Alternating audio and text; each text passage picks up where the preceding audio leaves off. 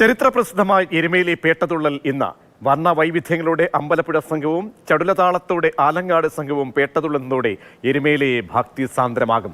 അയ്യപ്പന്റെ മാതൃസ്ഥാനീയരായ അമ്പലപ്പുഴ സംഘമാണ് ആദ്യം പേട്ടതുള്ളുന്നത്. എരുമേലിയിലേക്ക് പോകാം. CK അഭിലാൽ അവിടെ ചേരുന്നുണ്ട്. അഭിലാൽ, പേട്ടതുള്ളലിലേക്കൊക്കെ അതിൻ്റെ ചടങ്ങുകളിലേക്ക് എത്തിയോ? വലിയ തിരക്കാണ് നേരത്തെ അറിയപ്പെടുന്നുണ്ട്. ഇന്ന് ഗതാഗത നിയന്ത്രണമൊക്കെ ഏർപ്പെടുത്തിയിട്ടുണ്ട്. എത്രത്തോളം ഭക്തിസാന്ദ്രമാണിപ്പോൾ എരുമേലി?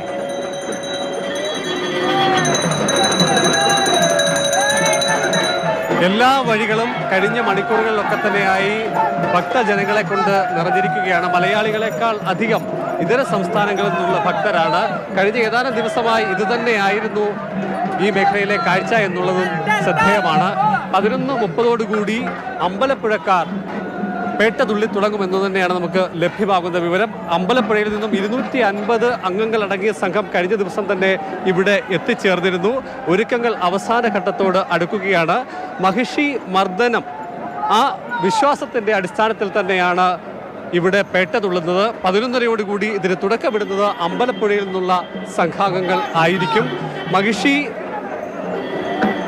വധത്തിന് ശേഷം മൃതശരീരം കമ്പിൽ കോർത്ത് ആനന്ദ നൃത്തം ചവിട്ടി എന്നുള്ളതാണ് ഹൈന്ദവ വിശ്വാസപ്രകാരം അല്ലെങ്കിൽ അയ്യപ്പ ചരിത്രത്തിൽ പറയുന്നത്. അതിൻ്റെ ഓർമ്മ പുതുക്കിക്കൊണ്ട് പച്ചക്കറി സാധനങ്ങൾ പ്രതീകാത്മകമായി പുതപ്പിൽ കോർത്ത് ഒപ്പം തന്നെ തപ്പും അതിൻ്റെ അകമ്പടിയോടുകൂടി അയ്യപ്പ തിന്തകത്വം എന്നുള്ള കീർത്തനം ആലപിച്ചുകൊണ്ടായിരിക്കും ഭക്തർ ഒക്കെ തന്നെ ചുവടുവെക്കുക.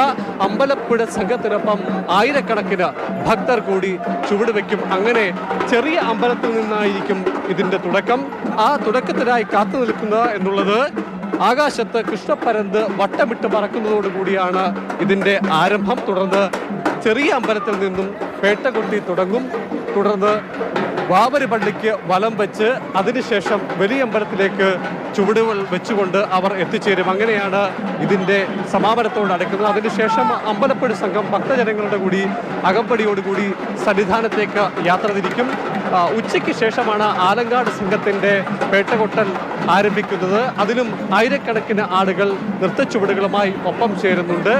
വൈകുന്നേരം മാനത്ത് വെള്ളി നക്ഷത്രം തെളിയുന്നതാണ് ആലങ്ങാട്ട് സംഘത്തിൻ്റെ പേട്ടതുള്ളലിന് ആരംഭം കുറിക്കുന്നതിനുള്ള സൂചനയായി വരുന്നത്.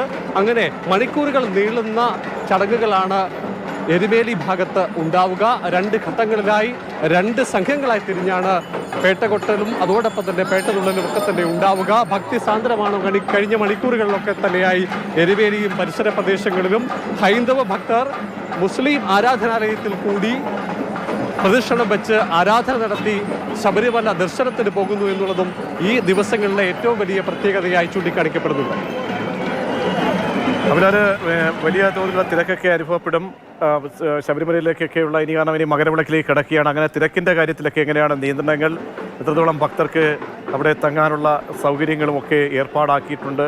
കൂടുതലും അന്യസംസ്ഥാനങ്ങളിൽ നിന്നൊക്കെയുള്ള മറ്റ് തീർത്ഥാടകരൊക്കെ വന്നു കഴിയുന്നൊരു നിമിഷം കൂടിയാണല്ലോ.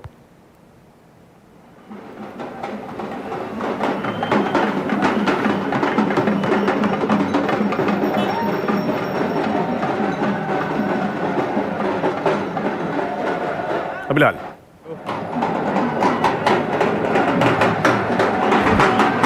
ദൃശ്യങ്ങളിൽ കാണുന്നത് പോലെ തന്നെ മലയാളികളായിട്ടുള്ള ഭക്തർ എണ്ണത്തിൽ വളരെ കുറവാണ്. എന്നാൽ തമിഴ്നാട്, ആന്ധ്ര, കർണാടക തുടങ്ങിയ സംസ്ഥാനങ്ങളിൽ നിന്നുള്ള ഭക്തരാണ് നിരവധി പേർ എത്തിച്ചേർന്നുകൊണ്ടിരിക്കുന്നത്. സ്വാമി, എൻ്റെ അടുത്ത് ಶಿವಮೊಗ್ಗ ಸರ್ವ ತಾಲೂಕು ನೀನೇ ಬಂದದಷ್ಟೇ ದರ್ಶನಕ್ಕೆ ಜ್ಯೋತಿ ದರ್ಶನಕ್ಕೆ ಬಂದ സ്വാമി, समय फुल क्राउड है ना, फुल रश हाथ फुल अच्छा है.